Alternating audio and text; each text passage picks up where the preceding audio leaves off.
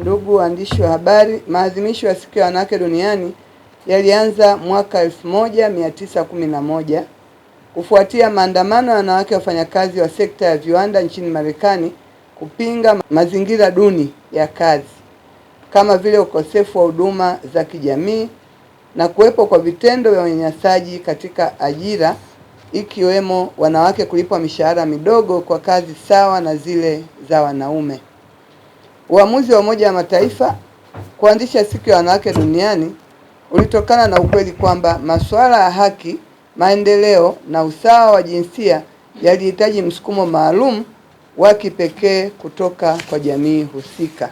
Hapa nchini, siku ya wanawake duniani ilianzishwa mwaka 1997.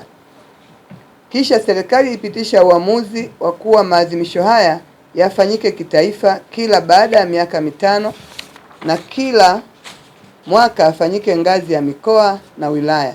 Lengo ni kutoa muda wa utekelezaji wa maazimio na kupima hatua za mafanikio yaliyofikiwa. Ndugu wanahabari, ninayo furaha kuwaarifu wananchi kwamba maadhimisho haya kimkoa kwa mwaka huu 2026 yatafanyika katika wilaya ya Kongwa ambayo imesheheni historia ya ukombozi wa bara la Afrika katika viwanja vya shule ya msingi Mbande kuanzia tarehe 6 mpaka kilele tarehe 8 mwaka 2026, tarehe 8 Machi. Dhumuni la kufanya mzunguko wa maadhimisho haya katika kila halmashauri iliyopo katika mkoa wa Dodoma ni kutoa fursa kwa wanawake wa vijijini kushiriki maadhimisho haya ili kujifunza na kutoa fursa kwa wanawake kuhusiana na masuala mbalimbali yanayohusu uwezeshaji wa wanawake katika kushiriki kikamilifu shughuli za kijamii na shughuli za kiuchumi.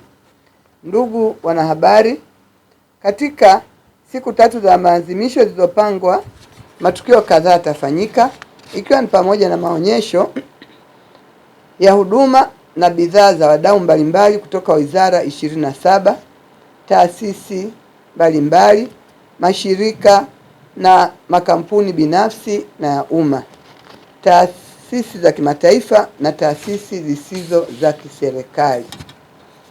Maadhimisho ya siku ya wanawake duniani ni mojawapo ya mkakati wa serikali katika kujenga uchumi na taifa linalojitegemea kuelekea uchumi wa kati. Kauli mbiu ya maadhimisho haya kwa mwaka 2026 inasema haki na usawa kwa wanawake na wasichana, msingi jumuishi kufikia dira 2050. Nitairudia kauli mbiu, inasema haki na usawa kwa wanawake na wasichana, msingi jumuishi kufikia dira 2050. Kauli mbiu hii inalenga kujenga uelewa kwa jamii na wadau kuwekeza kwenye maendeleo jumuishi, ikiwemo kutambua haki za wanawake na wasichana na kuhakikisha zinafanyiwa kazi kwa vitendo na kuleta mabadiliko ya kweli kama ilivyoainishwa kwenye nguzo za dira 2050.